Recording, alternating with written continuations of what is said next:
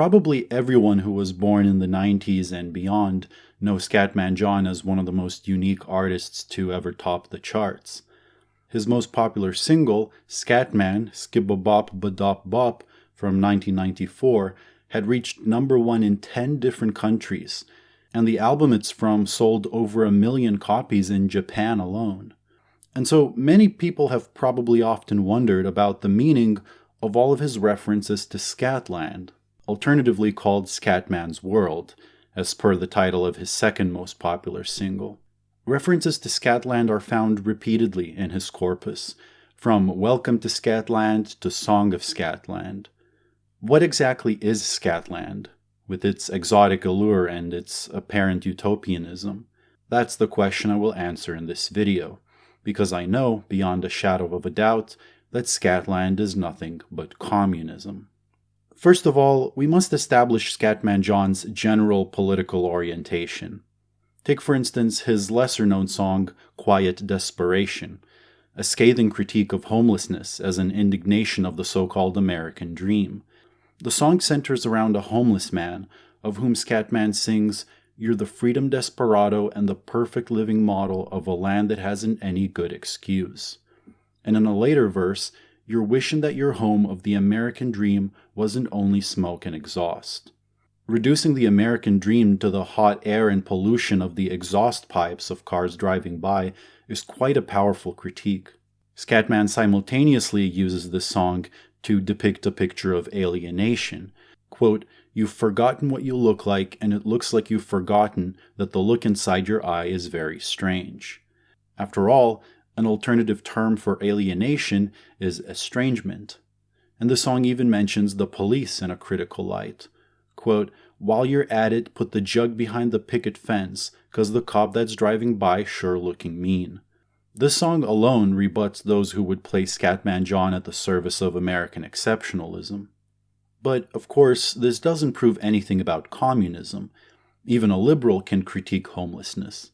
And while that's true, I would like to counter the idea that Scatman John might be a liberal.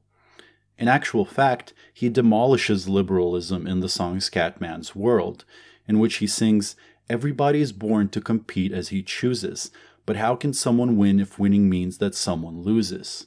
In a mere 2 lines, he clearly shows his opposition to the zero-sum game that characterizes the liberal capitalist world, in which ruthless competition and the so-called freedom of choice makes losers of us all.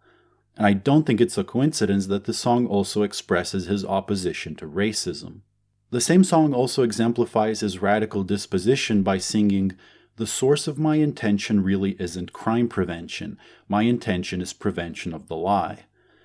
This line is very interesting in the way it speaks out against the carceral state and its punitive measures, further proof of the Scatman's opposition to liberalism. Scatman John knows what is needed is not more resources spent to prevent crime, but the eradication of the very social conditions that produce the need for crime in the first place. In contrast to crime prevention, Scatman John opts for the prevention of the lie, which can be read either as the suppression of the lies propagated by the capitalist media, or the prevention of the lie inherent to capitalist society as such, the lie which reduces people to things and raises things to the status of idols. The theme of truth-telling appears in a couple of Scatman John songs, and it recalls the quote attributed to Rosa Luxemburg, that, quote, "The most revolutionary thing one can do is always to proclaim loudly what is happening." Now that we have some knowledge of what Scatman opposed, we can determine what he proposed: Scatland, which, as I said before, is nothing but communism. As he says in the song of Scatland, "Imagine a land of love, where people have time to care, where everybody's equal, and we all tell the truth." There we see again the theme of truth-telling. The line about having time to care is also striking, as throughout the history of the labor movement, the expansion of free time has always been a central concern, and Marx speaks of free time as time for free development, which is essentially usurped by the bourgeoisie in a capitalist society. And in Volume 3 of Capital, he writes that the shortening of the working day is the realm of freedom's basic prerequisite. Scatland is that realm of freedom. Again, you might argue that claiming this is about communism is a bit of a stretch. After all, liberals hold up the ideal of equality as well, by reducing it to something like equality before the law, and they might even support the partial expansion of free time. The next verse, however, leaves no doubt.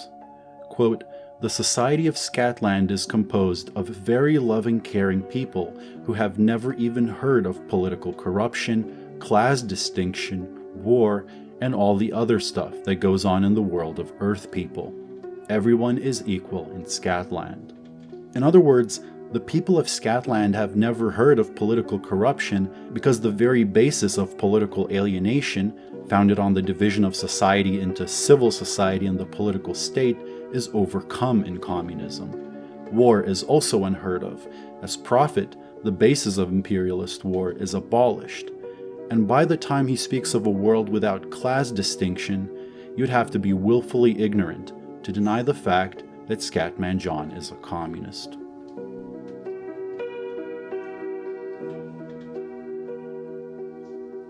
Revolution. Kill a cop. And now I'd like to thank my patrons, who are the kind of loving and caring people that you'd find in Scatland. 404 Error, Just Undo It, Andre Oliva, Beetle Scratches, Ben E, Blue Blue Blue, Celsius Enjoyer, Chiquito, Daniel Swing, Evie Rosk, Eric Owens, Felon Mask, Francois Yue Wu, Harbin Moths, Hong Kong Aesthetics, Ian Fowler, John De Pagani, Katy Perry is John Benet Ramsey, Kelly Huiskamp, Clement Feis, M. Lim, Marius Labontiu, Matthew Dominic, Matthew James, Max Bendick, Nathaniel Lark, Nathaniel Owen, Abominards, Paul Winfer, PDXJ Morris, Polecat, Post Elvis, Rachel Ann, Radical Q, Sky, Stack Smyrner, The Frito Kahlo Enjoyers Club, The Joker from 2016, Tor Larson, Victor Redko, Wentao Sui, Yang Wang, Yesterday's Rice, as well as all of these wonderful patrons. So I wanted to make this shorter video because this is a topic that is rarely given the attention it deserves, and somebody had to do it just to kickstart the discussion. I will be making more long-form videos in the future.